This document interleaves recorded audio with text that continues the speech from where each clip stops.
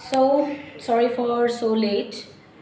Let's start with the Delhi Sultanate, Class 7, History, Chapter number 3. Last time हम लोगों ने क्या पढ़ा था? लास्ट टाइम हम लोगों ने पढ़ा था गौरी। गौरी ने क्या किया? कुतुबुद्दीन ऐबक। कुतुबुद्दीन ऐबक क्या किया? कुतुबुद्दीन ऐबक को एज अ गवर्नर अपॉइंट कर दिया।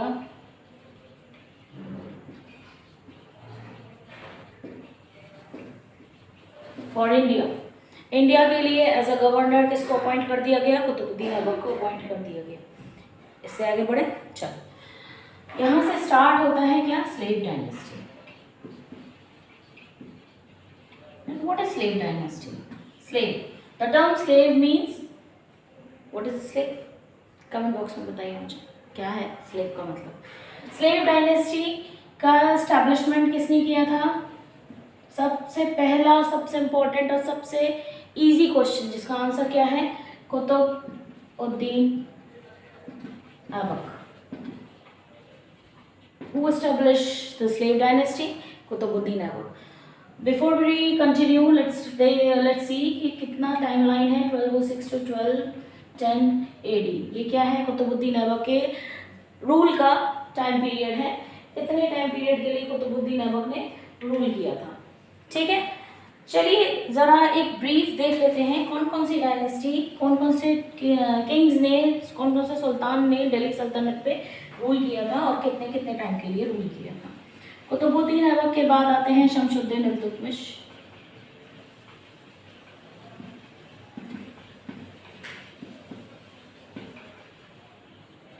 शमशुद्दीन इल्तुतमिश के बाद आती हैं रजिया सुल्ताना।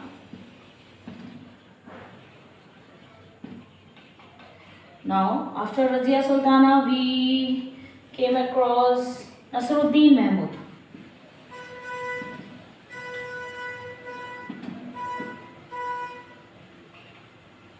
नसरुद्दीन महमूद के बाद है गियासुद्दीन बलबन।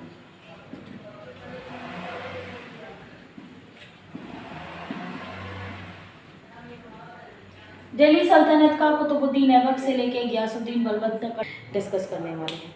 ठीक है, कुतुबुद्दीन ऐबक से मैं आपको बता देती हूँ। कुतुबुद्दीन ऐबक 1206 से 1210 AD। ऐबक कौन थे? Establishment of slave dynasty, established slave dynasty. Slave dynasty कहाँ पे एस्टैब्लिश किया गया था? Slave dynasty established in Lahore. ठीक है, and who was Qutbuddin? He was first Muslim king और सुल्तान in India. He was first Muslim king or sultan in India. Okay. After that, he is also known as lakh बख्श। इनको क्या बोला जाता है? इनको बोला जाता है लाख बख्श। क्या है Lakh Bakhsh? Lakh Bakhsh means giver of lakhs, giver of lakhs. ठीक है, इनको बोला जाता है giver of lakhs. He died in 1210 AD while playing polo. Polo is a game ना? While playing polo he died। इसको हिंदी में बोला जाता है या उर्दू में बोला जाता है चौघन। चौघन खेलते टाइम इनकी डेथ हो गई थी, कुतुबुद्दीन ऐबक की। स्लेव डायनेस्टी को स्लेव डायनेस्टी क्यों बोला जाता है? हिस्टोरियंस के बीच में आज भी ये एक बहुत ही ज़्यादा चर्चा करने वाला विषय है, या हम ये कहते हैं बहुत ही डिस्कशन का पॉइंट है ये, क्योंकि कुछ लोगों का ये मानना है कि स्लेव डायनेस्टी को स्लेव डायनेस्टी इसीलिए बोला जाता है क्योंकि एस्टैब्लिशमेंट कुतुबुद्दीन ऐबक ने किया था, और कुतुबुद्दीन ऐबक कौन था? मोहम्मद गौरी के स्लेव था। ठीक, बट स्लेव डायनेस्टी में कुतुबुद्दीन ऐबक के बाद जितने भी सुल्तान आए थे उन सुल्तानों ने अपने दम पे, जिसे कहते हैं, या अपनी पावर के अकॉर्डिंग इन्होंने अपना पीरियड स्टार्ट किया था।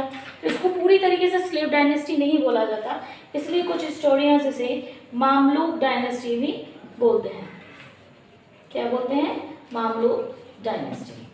आई hope this is clear to all. Slave dynasty, what is another name of slave dynasty? Mamluk dynasty. Who established slave dynasty? Qutbuddin Aibak. Where he started slave dynasty? Lahore. Who was the first Muslim king? Qutbuddin Aibak. Who was called as the giver of lakhs? Qutbuddin Aibak. ठीक है, चलिए next. इनकी death के बाद obviously according to the list इनके death के बाद किसको आना चाहिए, इनके डेथ के बाद आना चाहिए इल्तुतमिश को। But main thing is that why only Iltutmish, Iltutmish को ही क्यों मौका मिला। I hope you have noted all these things, और नहीं नोट भी किया है तो just memorise it. we will come one by one. Okay, came to all these king one by one. Now my question was Iltutmish, कैसे मौका मिला इल्तुतमिश को। कुतुबुद्दीन ऐबक के बाद इल्तुतमिश को मौका क्यों मिला, कैसे मौका मिला। हम लोगों ने एक पॉइंट डिस्कस किया था। द पॉइंट वाज दैट कि मुल्तान के लिए लड़ाई हो रही थी। कहाँ के लिए लड़ाई हो रही है, मुल्तान। किसके बीच में लड़ाई हो रही है, लड़ाई हो रही है गौरी और उनके स्लेव्स के बीच में। ठीक, गौरी और उनके स्लेव्स के बीच में लड़ाई हो रही है। कौन थे वो दोनों स्लेव्स, वो दोनों स्लेव्स थे, एक याल्दूस और एक कुबाचा। ये पॉइंट हम लोग डिस्कस कर चुके हैं। I hope you are remembering that point. Yildiz और कुबाचा किसके लिए लड़ाई कर रहे हैं, मुल्तान के लिए लड़ाई कर रहे हैं। दोनों स्लेव्स हैं किसके, गौरी के। ना अब यहाँ क्योंकि ये दोनों बिजी हैं लड़ाई करने में, जैसा कि हमने लास्ट चैप्टर में पढ़ा था, ट्राइपार्टाइट स्ट्रगल का फायदा किसने उठाया था, गौरी ने। अब यहाँ क्योंकि ये दोनों भी स्ट्रगल कर रहे हैं for Multan, now Iltutmish start and conquer Multan. अब इल्तुतमिश को मौका मिल जाता है और वो मुल्तान को कॉन्कर कर लेता है। ठीक है, the advantage is taken by Iltutmish and he conquers Multan. Let's start with Iltutmish. Iltutmish का पीरियड था 1210 AD टू 1236 AD।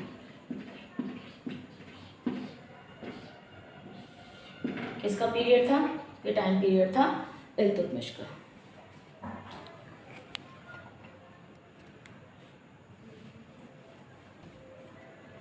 ठीक, of Iltutmish. Now what he done, Delhi Saltanat, he was called as a real king और real establisher of Delhi Saltanat. जिसे हम रियल किंग बोलते हैं दिल्ली सल्तनत के, वो कौन है, इल्तुतमिश। इनका पूरा नाम था शमशुद्दीन इल्तुतमिश। 1210 AD पे शमशुद्दीन इल्तुतमिश रियल क्राउन उन्होंने ग्रहण किया था। किस चीज़ के लिए, दिल्ली सल्तनत में रूल करने के लिए। ठीक है, Caliphate system, do you understand by the Caliphate system? If yes, then tell me in the comment box. If no, then ask me. I will give you a brief introduction or a brief introduction about Caliphate system. क्या चल रहा था, Caliphate system चल रहा था। Caliphate system के इन वजह से क्या हुआ कि किंग्स के हैंड में कुछ नहीं रहता था। ठीक, because Caliphate system was going on, nothing was in the hands of king, and whenever in terms of legal permission needed, जब भी लीगल परमिशन की नीड होती थी, ये लोग क्या करते थे, ये लोग जाते थे जो इनके राजा हैं, because he was also slave, जो इनके राजा हैं उनसे ये लीगल परमिशन लेकर आते थे। अब इल्तुतमिश ने यहाँ क्या किया, इल्तुतमिश ने इस चीज़ को अबॉलिश किया और यहाँ पे इनको कहा जाता है he was the legal king. गद्दी में आने के बाद इन्होंने अपने आप को लीगल किंग अनाउंस कर दिया। After announcing legal king, now he have rights, now he what he suppose to do, he give permission whenever it is needed for economical aspect, for import and export, और whatever it is the policy, he gives permission for this. ठीक, याल्दूस and Qubacha advantage ले लिया था इल्तुतमिश ने। अब क्या हुआ था, अब यहाँ पे एक इम्पॉर्टेंट चीज़ है, that is third battle of Tarain. First and second battle of Tarain किस किस के बीच में हुई थी, tell me in the comment box. Okay, Yildiz and Qubacha के बीच में थर्ड बैटल ऑफ याल्दूस और इल्तुतमिश के बीच में थर्ड बैटल ऑफ तराइन हो रही है। कहाँ हो रही है, Yildiz and Qubacha, sorry once again very sorry, Iltutmish. Yildiz और इल्तुतमिश के बीच में थर्ड बैटल ऑफ तराइन हो रही है। कब हुई थी, 1217 AD। ठीक। 1217 AD में याल्दुस और कुवाचा के बीच में लड़ाई हुई थी, जहाँ पे इल्तुतमिश को मौका मिल गया था। कुछ पॉइंट्स हैं इल्तुतमिश के बारे में। सबसे पहले इनको बोला जाता है he is the legal king of Delhi सल्तनत, who is the establishment of who is the legal king of Delhi Sultanate, that is Shamsuddin Iltutmish. Delhi सल्तनत का मेन किंग किसे कहा जाएगा? ऑब्वियसली शमशुद्दीन इल्तुतमिश को।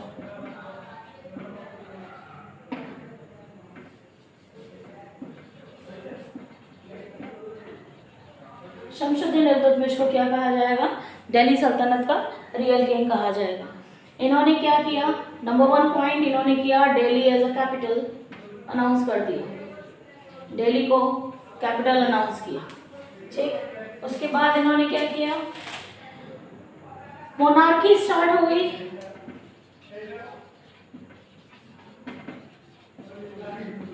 यानी यहाँ मोनार्कियल सिस्टम स्टार्ट हो गया।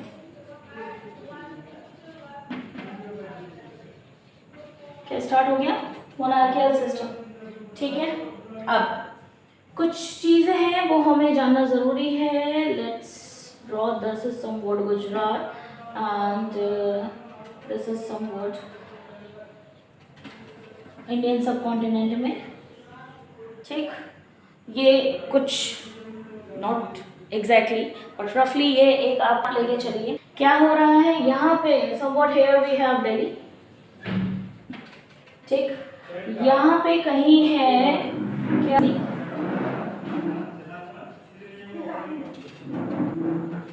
and somewhat here somewhere we have Multan. Is it true? Yes. Now यहाँ कौन बैठा था स्टार्टिंग में? ऐबक। अब कौन बैठा है? इल्तुतमिश। ठीक। गजनी में गुरीद खान। ठीक है। Then we have somewhat here खवाजिन एम्पायर।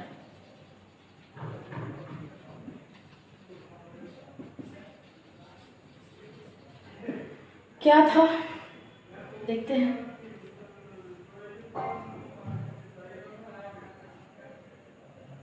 यहाँ बैठे हैं मंगोल्स। क्या हो रहा है? खवाजियन एम्पायर था। खवाजियन एम्पायर इतने पूरे रीजन में, नेपाल के रीजन में यहाँ तक था। क्या मंगोल्स ने अब क्या किया? मंगोल्स ने स्टार्ट किया कॉन्कर करना। कहाँ? गजनी या गुरीद में। ठीक। जहाँ गुरीद बैठा हुआ है, सॉरी गजनी में। उसके बाद क्या हुआ? जलालुद्दीन मांगवर्नी, his name was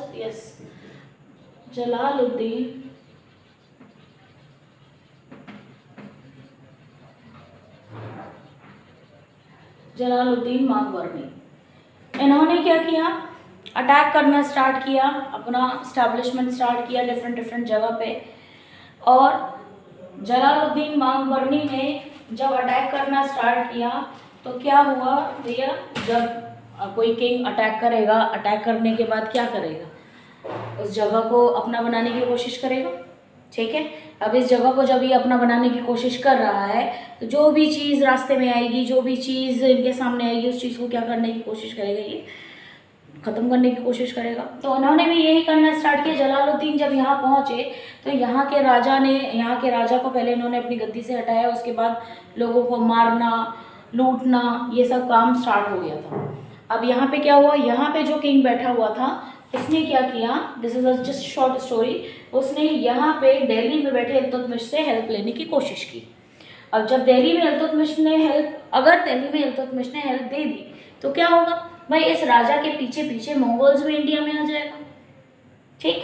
तो इल्तुतमिश ने क्या किया कि इल्तुतमिश बोला कि नहीं, मैं आपको किसी तरीके की कोई हेल्प नहीं दे सकता, मैं आपको पनाह नहीं दे सकता। इल्तुतमिश ने मना कर दिया पनाह देने से। वाह, ये तो शेर शायरी हो गई। इल्तुतमिश ने मना कर दिया पनाह देने से। पर जोक्स अपार्ट, इल्तुतमिश ने जब मना कर दिया पनाह देने से तो यहाँ पे ही कहीं आपको पता है this is just rough diagram. यहाँ पे ही कहीं इंडस वैली सिविलाइजेशन है, तो इंडस रिवर के आसपास ये जो किंग है, ये किंग क्या कर रहे थे, इंडस रिवर के आसपास छुप के बैठे थे। तो मंगोल्स का अटैक इल्तुतमिश ने इस तरीके से रोका था इंडिया में। तो ये एक बहुत बड़ा पॉइंट कहा जाता है कि इल्तुतमिश के टाइम पीरियड पे दिल्ली में मंगोल्स का अटैक नहीं हुआ था। ही सेव्ड इंडिया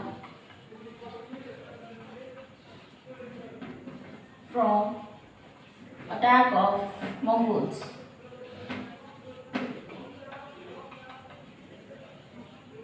ठीक, he saved India from the attack of Mongols.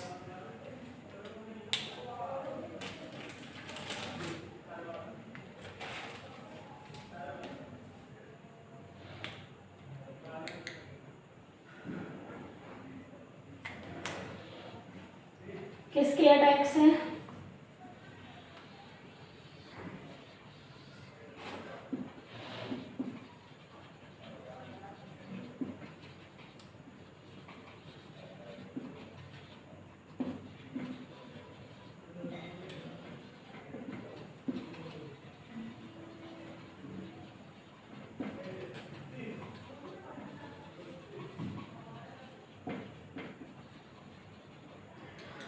Sorry, there is a correction and the correction is that कि ख्वाजियन एम्पायर में जो किंग था वर्णी, एंड मंगोल्स में जो किंग था उस टाइम पे था चंगेज खान। भाग के दिल्ली सल्तनत में यानी दिल्ली में आने की कोशिश करता है।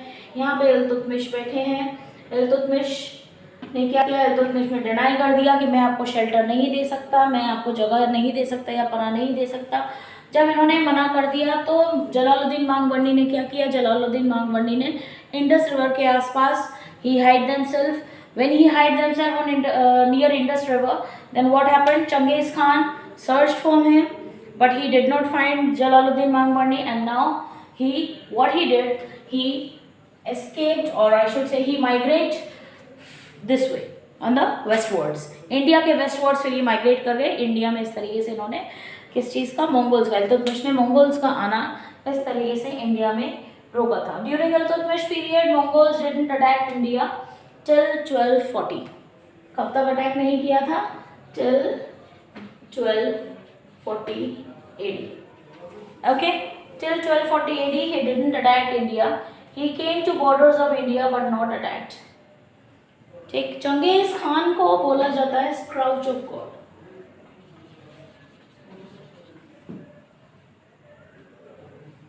Scourge of God, RG।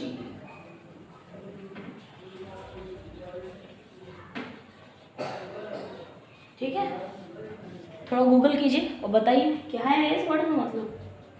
ठीक, थोड़ा बहुत होमवर्क आप भी कीजिए ना। इल्तुतमिश के बारे में ये आपको छोटी सी जानकारी थी कि मंगोल्स को उन्होंने किस तरीके से अटैक रोका था। कुछ चीज़ें और हैं, उन चीज़ों को भी देख लेते हैं क्या है वो चीज़ें। इल्तुतमिश ने स्टार्ट किया था इक्ता सिस्टम। क्या है ये इक्ता सिस्टम? किसी भी एक पर्टिकुलर जगह को क्या किया जाता है, छोटे छोटे पार्ट्स में डिवाइड किया जाता है, जिनको बोला जाता है इक्ताज। ठीक है, उन इक्ताज में एक पर्टिकुलर मेंबर को अपॉइंट किया जाता है जिसका नाम होता है, जिनको बोला जाता है क्या, इक्तदार। इक्तदार। इनका काम क्या होता है? ये रेवेन्यू कलेक्शन का काम करते हैं, टैक्स कलेक्शन का काम करते हैं, लैंड के ऊपर जो भी कलेक्शन हो रहा है वो देखेंगे, जहाँ जहाँ डेवलपमेंट की रिक्वायरमेंट है वो सब डेवलपमेंट की रिक्वायरमेंट को ये फुलफिल करते हुए इक्तदार किसको रिपोर्ट करते हैं, किंग को रिपोर्ट करते हैं। तो इल्तुतमिश के टाइम में यहाँ इक्ता सिस्टम स्टार्ट हो चुका था। इल्तुतमिश ने क्या स्टार्ट किया था? इक्ता सिस्टम स्टार्ट किया था। और इक्ता सिस्टम को जो गवर्न कर रहे हैं, इक्ता सिस्टम को जो आगे बढ़ा के लेके जा रहे हैं, उनको बोला जाता है इक्तदार। ठीक है, व्हाट इज इक्ता? इक्ता एक पर्टिकुलर एरिया को छोटे छोटे पार्ट्स में डिवाइड किया गया था और वहाँ पे साइन किया गया था किसको, इक्तदार को। ठीक, Shamsuddin Iltutmish, sorry for the fumbling, he introduce Turkan e Chagatai. Turkan e Chagatai ये इंट्रोड्यूस किया था शमशुद्दीन इल्तुतमिश ने। इसमें क्या होता है, इसमें 40 बोला जाता है इसे तुर्किश टर्म्स में। मीनिंग होता है इसका चालीसा, जिसमें 40 नोबल्स अपॉइंट किए गए थे। अपने ही किंगडम में, जिसे कहते हैं राज्यसभा के मेंबर्स, अपने ही राज्य में जो मेंबर्स थे उनके 40 नोबल्स थे। क्या रोल था इन 40 नोबल्स का? 40 नोबल्स का ये रोल था कि जहाँ जहाँ किंग को गाइडेंस की ज़रूरत है, क्या करना चाहिए, वॉर करनी चाहिए नहीं करनी चाहिए, पीस के लिए ट्रीटी साइन करनी चाहिए नहीं करनी चाहिए, कहाँ कंस्ट्रक्शन वर्क करना चाहिए, ये सारे चीज़ें कौन बताते थे? ये 40 नोबल्स बताते थे। ठीक है, इन 40 नोबल्स को इन्होंने एलाइट नोबल्स, ये 40 नोबल्स कौन थे? एलाइट नोबल्स थे। बहुत ही ज़्यादा रिस्पेक्टफुल पोजीशन दी थी इन्होंने इल्तुतमिश ने, जिसको तुर्कान चहलगानी के नाम से जाना गया था। अब यहाँ पे एक चीज़ और, इल्तुतमिश ने यहाँ शुरुआत तो बहुत अच्छी की थी सोच के, लेकिन क्या हुआ, यही चीज़ आगे चल के दिल्ली सल्तनत में, जिसे कहेंगे हम, दिल्ली सल्तनत को एक दूसरी दिशा लेके चला जाएगा। दिल्ली सल्तनत एक नई डायरेक्शन प्रोवाइड करेगा। कब? रज़िया सुल्ताना के आने के बाद। क्योंकि राजा को सब चीज़ें इन 40 नोबल्स से ही करना पड़ेगा। ये 40 नोबल्स हर चीज़ में एक करेंगे।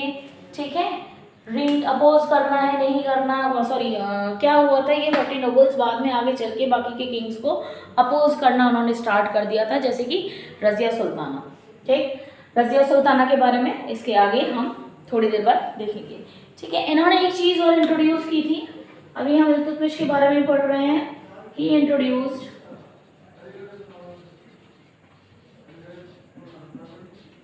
टिंका and jittal. Tinka is silver coin and jittal is copper coin. Tinka and jittal, ये दोनों ही जो है, ये दोनों ही कॉइन्स जो हैं, ये प्योरली अरेबिक कॉइन्स हैं। क्या है ये?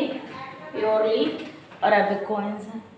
ठीक है, अब इन्होंने एक चीज और इन्होंने पैट्रोनाइज किया। What he patronized? मिनाज-उस-सिराज।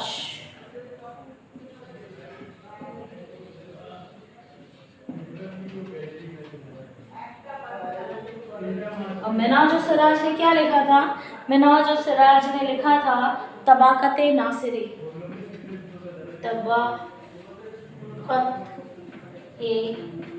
नासिरी, ये किसने लिखा था? मिनाज-उस-सिराज ने, इनको पैट्रोनाइज किया था।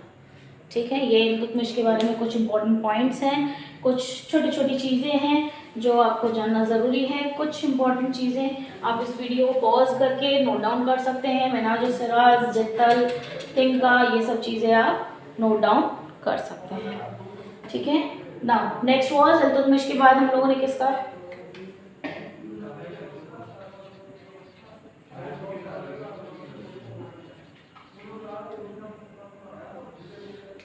इल्तुतमिश के बाद हम लोगों ने देखा था कौन है? रज़िया सुल्ताना।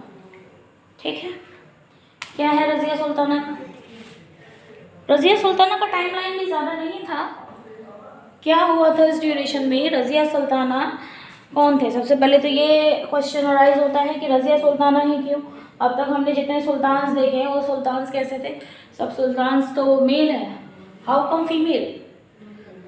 इसके पीछे एक छोटी सी स्टोरी है। इल्तुतमिश के बेटे जो थे वो इनकेपेबल थे, कि इल्तुतमिश को भरोसा नहीं था, ये कह सकते हैं कि वो अपने बेटों को राजगद्दी पे बिठाए।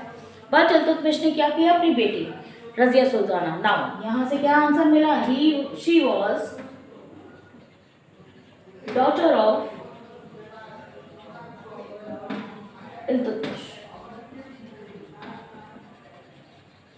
इल्तुतमिश की डॉटर। उन्होंने क्या किया? रज़िया सुल्ताना जो इल्तुतमिश की डॉटर हैं उनको राजगद्दी पे बैठाया। नाउ रज़िया सुल्ताना का टाइम पीरियड ज़्यादा ड्यूरेशन के लिए नहीं था। क्यों? रज़िया सुल्ताना का अपोजिशन स्टार्ट होने लगा फ्रॉम द वेरी बिगनिंग। जैसा कि मैंने बताया था, यहाँ 40 नोबल्स, तुर्कान चहलगानी जो थे, 40 नोबल्स जो थे, उन्होंने सबसे पहले यहाँ पे अपोज करना स्टार्ट किया था। द रीज़न बीइंग दैट सबसे पहले तो उन्होंने रजिया सुल्ताना को जो अपोज कर रहे थे वो अपोजिशन सबसे पहले इस बात की हो रही थी कि because she was a lady और भाई मिडिवल पीरियड का टाइम है, दिल्ली सल्तनत में पहली लेडी जो आके राजगद्दी में बैठी है, अवॉइड तो हो गई। अब ऑब्वियस सी बात है क्या हो रहा है यहाँ पे, लेडी जो सुल्तान बन के बैठी हैं उनको सुनना पड़ रहा है। कौन सुन रहा है? ये 40 नोबल्स, ये 40 नोबल्स जो तुर्कान चहलगानी की पोस्ट पे बैठे हुए हैं, ये 40 नोबल्स क्या कर रहे हैं? रजिया सुल्ताना की बात सुन रहे हैं। अब मेल ईगो जो है वो हर्ट हुआ। अब मेल ईगो हर्ट हो रहा है तो क्या हो रहा है भाई, अपोजिशन स्टार्ट हुआ। Not only the male ego, not only the male female nature, बस क्या था कि रजिया सुल्ताना ने भी कुछ ऐसी चीज़ें की थी जिसकी वजह से इनका पोजीशन स्टार्ट हुआ। सबसे पहले इन्होंने पर्दा सिस्टम जो है अबॉलिश कर दिया। पर्दा सिस्टम को अबॉलिश कहा कि फीमेल्स जो चाहे वो आके बोल सकती हैं, हमने वो प्रॉब्लम्स को फीमेल्स यहाँ पे डिस्कस कीजिए, डिस्कस करके बात को समाधान नहीं किया जाएगा। पर्दा सिस्टम को रजिया सुल्ताना, ठीक। इसके बाद रजिया सुल्ताना ने क्या किया, जो उनका इतना अपोजिशन होने लगा, रजिया सुल्ताना ने सबसे एक इम्पॉर्टेंट जो स्टेप उनका ये था, जैसे हम ये कह सकते हैं कि उनको अपोजिशन, बहुत ज़्यादा अपोजिशन फेस करना पड़ा था, जिसकी वजह से उन्हें हो सकता है राजगद्दी से भी हटाया जाए। आगे चल के देखेंगे हम क्या होता है। वो ये था याकुत, ही वॉज नॉन तुर्क। अच्छा, हम अभी दिल्ली सल्तनत में जितने भी सुल्तान के बारे में पढ़ रहे हैं, ये हैं कौन? तुर्कीज ही तो हैं, ठीक है। रजिया सुल्ताना ने क्या किया, तुर्कीज को अपॉइंट करने की जगह, जैसे कहते हैं भाई भाई को अपॉइंट करने की जगह, तुर्कीज को अपॉइंट करने की जगह रजिया सुल्ताना ने किसको अपॉइंट किया? याकुत को अपॉइंट किया, जो कि एक नॉन तुर्क है, ठीक है। और यहाँ पे जिसे कहते हैं बहुत ही ज़्यादा अपोज करना स्टार्ट किया किसने? नोबल्स ने। इस हद तक नोबल्स ने इनको अपोज करना स्टार्ट किया कि रजिया सुल्ताना को बाद में इन नोबिलिटीज़ की बात को अवॉइड करना पड़ा, ठीक है। हर रूल मार्क, इनके रूल में क्या हुआ था, sultan and नोबिलिटीज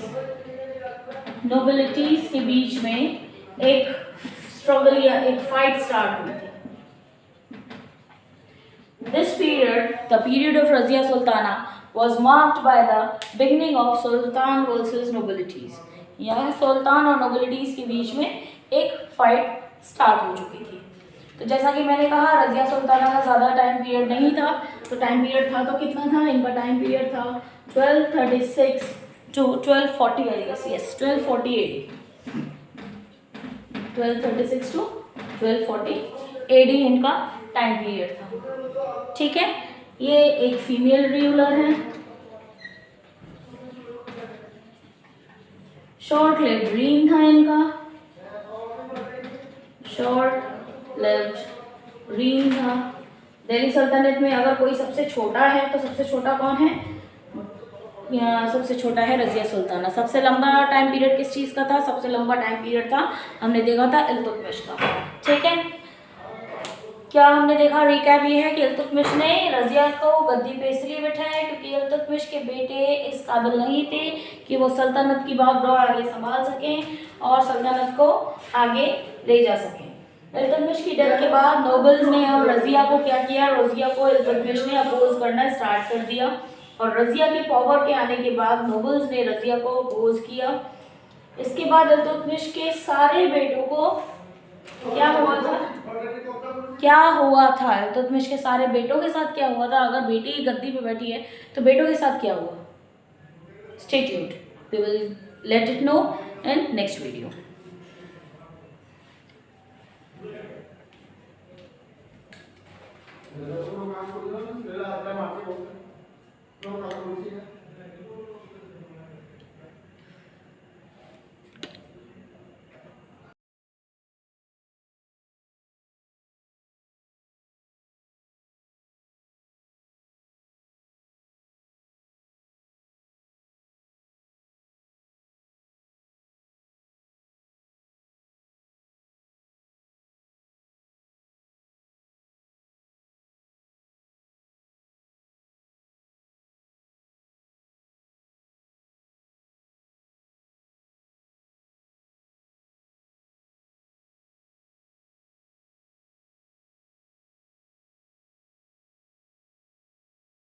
sorry for the technical error, let's continue.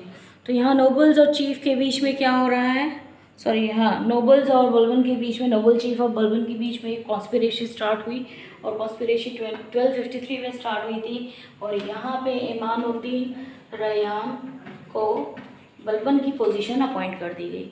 ऐसा नहीं है कि बलबन की पोजीशन अपॉइंट करने के बाद, बलबन की पोजीशन छीन लेने के बाद, या बलबन की पोजीशन से बलबन को हटाने के बाद बलबन ने अपना वर्क स्टॉप कर दिया, नहीं, बलबन ने वही अपना काम जारी रखा जैसे वो करता था। और जारी रखने के बाद बलबन ने क्या किया, विदिन 1.5 ईयर्स, विदिन 1.5 ईयर्स, ज़्यादा ड्यूरेशन नहीं लिया,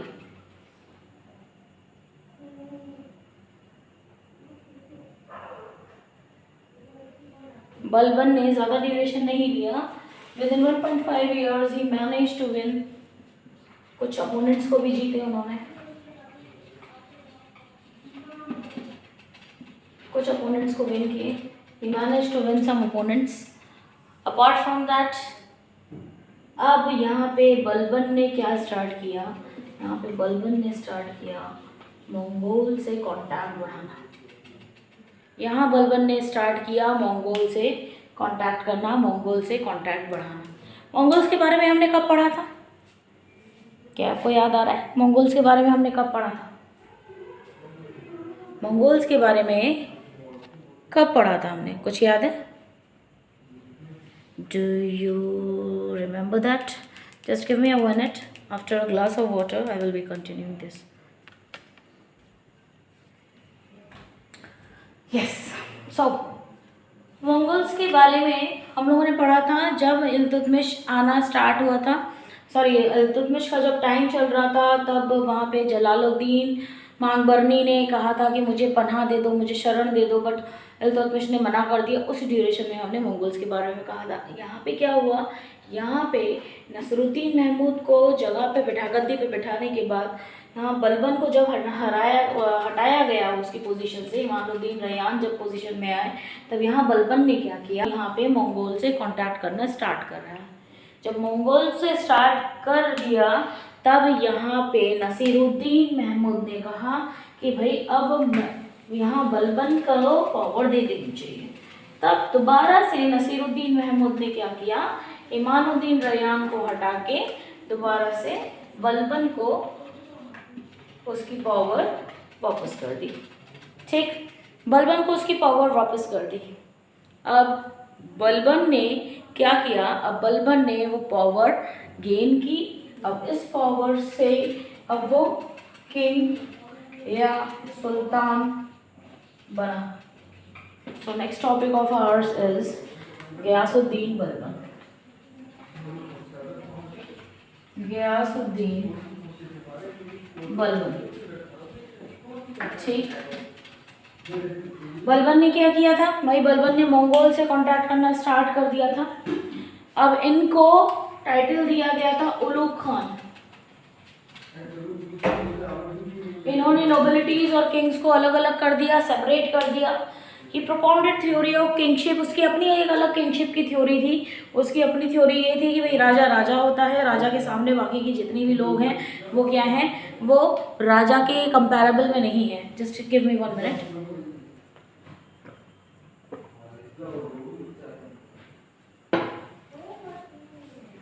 तो राजा राजा होता है भाई, राजा के कंपैरेबल में बाकी के लोग नहीं हैं। तो नोबिलिटीज़ को इतनी रेस्पेक्ट उसने नहीं दी। नोबिलिटीज़ को जब रेस्पेक्ट नहीं दी तो वो नोबिलिटीज़ के साथ ना उठना बैठना, ना कुछ डिस्कस करना, ना हंसी मजाक करना, क्या रहता था, हाँ ठीक है भाई हम मालिक हैं, हम राजा हैं, हम लोगों से बातचीत नहीं करेंगे, हम अपने ही अपने में रहेंगे। तो यहाँ पे तुर्किश नोबिलिटीज़ ने क्या किया, कॉन्स्पिरेसी के शिकार बना के बलबन को भी हराने की कोशिश की, बट वो नहीं हरा पाए। बलबन इतना पावरफुल, इतना स्ट्रांग हो गया था। बलबन ने उस ड्यूरेशन में क्या किया, बलबन ने उस ड्यूरेशन में 2 बहुत ही इंपॉर्टेंट चीज़ें लागू किए थे, and that is sijda and paibos. What is sijda?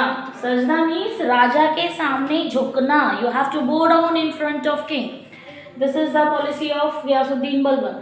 And what is paibos? Paibos माने kissing the feet of the sultan, जो कि ये दोनों चीज़ें, सजदा एंड पाइबॉस, ये दोनों चीज़ें क्या है? ये दोनों चीज़ें इस्लाम रूल के खिलाफ है, इस्लामिज्म को फॉलो नहीं करते हैं ये चीज़, इस्लामिज्म में ये चीज़ फॉलो नहीं करते हैं। जब यहाँ ये चीज़ फॉलो नहीं हो रही है तो यहाँ क्या है? यहाँ नोबिलिटीज़ जितने भी हैं, तुर्किश नोबिलिटीज़ जितने भी हैं, उन नोबिलिटीज़ को प्रॉब्लम हो रही है भाई, उन नोबिलिटीज़ को प्रॉब्लम हो रही है। वो मना कर रहे हैं कि क्योंकि इस्लाम में क्या है? इस्लाम में ये खुदा के आगे ही झुकना है। खुदा के आगे झुकने की जगह इन्होंने क्या किया? इन्होंने बोला कि भैया मेरे सामने झुको, क्योंकि मैं ही राजा हूँ, मैं ही खुदा हूँ, खुदा का भेजा हुआ बंदा हूँ, मुझे राजा बनाया गया है, इसका मतलब मैं राजा हूँ। तो सजदा और पाइबॉस सिस्टम यहाँ पे बलबन ने स्टार्ट किया था। बट तुर्किश नोबिलिटीज़ या और भी जो लोग थे जो इस्लामिज्म के फॉलोअर्स थे, उन लोगों के बीच में ये चीज़ थोड़ी लोगों को पची नहीं, हजम नहीं हुई, जिसे हम कह सकते हैं। ठीक है, इतना रिस्पेक्टफुली इस डिसीजन को नहीं लिया गया था। ठीक, नोबिलिटीज़ और लोगों को ये बात खटकने लगी। अब यहाँ डॉक्ट्राइन ऑफ हार्मोनियस कंस्ट्रक्शन जिसे कहते हैं स्टार्ट होने लगा था। डॉक्ट्राइन ऑफ हार्मोनियस कंस्ट्रक्शन का क्या है? डिस्ट्रक्शन होने लगा था, कंस्ट्रक्शन नहीं, डॉक्ट्राइन ऑफ हार्मोनी का डिस्ट्रक्शन होने लगा था, जहाँ आप सबको साथ लेके, सबके साथ डिस्कस करके, सबके साथ डिस्कस करके, सबको एक साथ लेके, सबसे घुल मिल के आप कोई फैसला लेते हैं, जैसे कि इल्तुतमिश के टाइम पे हुआ था। इल्तुतमिश नोबिलिटीज़ के साथ करता था, बट यहाँ पे बलबन ने उस चीज़ को पूरी तरीके से डिनाई कर दिया, उस चीज़ को पूरी तरीके से ख़त्म कर दिया। ठीक है, अब Balban propounded the theory of divine kingship, राजा ऊपर वाले की देन है, ये मैं आपको बता चुकी हूँ। Then Balban destroy the power of Turkani Chahalgani, जिस पावर को इल्तुतमिश ने स्टार्ट किया था, कौन सी पावर थी? तुर्कानी चहलगानी, तुर्कानी चहलगानी, इस पावर को डिस्ट्रॉय कर दिया। किसने डिस्ट्रॉय किया था? वेरी इंपॉर्टेंट क्वेश्चन, बलबन ने। गयासुद्दीन बलबन ने तुर्कानी चहलगानी की पावर को डिस्ट्रॉय कर दिया। तुर्कानी चहलगानी वॉज 40 या 40 नोबिलिटीज। ठीक, याद रखिएगा इस चीज़ को, डिस्ट्रॉय किसने की थी? बलबन ने की थी। ठीक, next we have kingship in Niyamat Khudai. अब उन्होंने कहा कि भैया I am the king and I am the king, I am following my kingship in Niyamat Khudai, यानी खुदा ने भेजा है भैया मुझे सजदा करो, पाइबॉस करो, खुदा ने भेजा है, मैं इस चीज़ को मानता हूँ। आई am the gift of God, I am the gift of God. किसने कहा था? बलबन ने कहा था। ठीक है, बलबन ने अपने आप को गिफ्ट ऑफ गॉड बोला। उसके बाद इन्होंने जिल्ले इलाही अपने आप को टाइटल दिया, क्या? जिल्ले इलाही। बलबन के बारे में हमें सिर्फ एक ही चीज़ सुनने को मिलती है कि तुर्कानी चहलगानी की पावर इन्होंने डिस्ट्रॉय की थी। नेमत खुदाई या जिल्ले इलाही अपने आप को ये बोलने लगे थे। और व्हाट एल्स, सजदा एंड पाइबॉस, दो सिस्टम इन्होंने स्टार्ट कर दिया था। Next ruler we have after Ghiyasuddin Balban, what else we have? Amir Khusro. Balban के टाइम पे अमीर खुसरो आए थे। ठीक है बेटा, याद रखिएगा इस चीज़ को। That's all for today. कुछ चीज़ें हैं, वो चीज़ें आप जान लीजिए, हालांकि वो आपकी बुक में नहीं है, बट उसके अलावा भी नवरोज़ फेस्टिवल का स्टार्ट यहाँ पे हो गया था। नवरोज़ क्या है? एक पर्शियन फेस्टिवल है। ठीक है, यानी पर्शियन फेस्टिवल को, sorry Iranian, very sorry for that, Iranian festival है जिसका स्टार्ट यहाँ पे इन्होंने कर दिया था। उसके बाद लोगों की सुनता तो था नहीं, बलबन अपने हिसाब से काम करता था। ठीक है, इन्होंने स्पाइस सिस्टम भी स्टार्ट किया था। और अमीर खुसरो भी इन्हीं के कोर्ट में आए थे। अमीर खुसरो को क्या बोला जाता है? अमीर खुसरो, इनको बोला जाता है Khusro, RAO, I think RAO, yes RAO, parrot of India.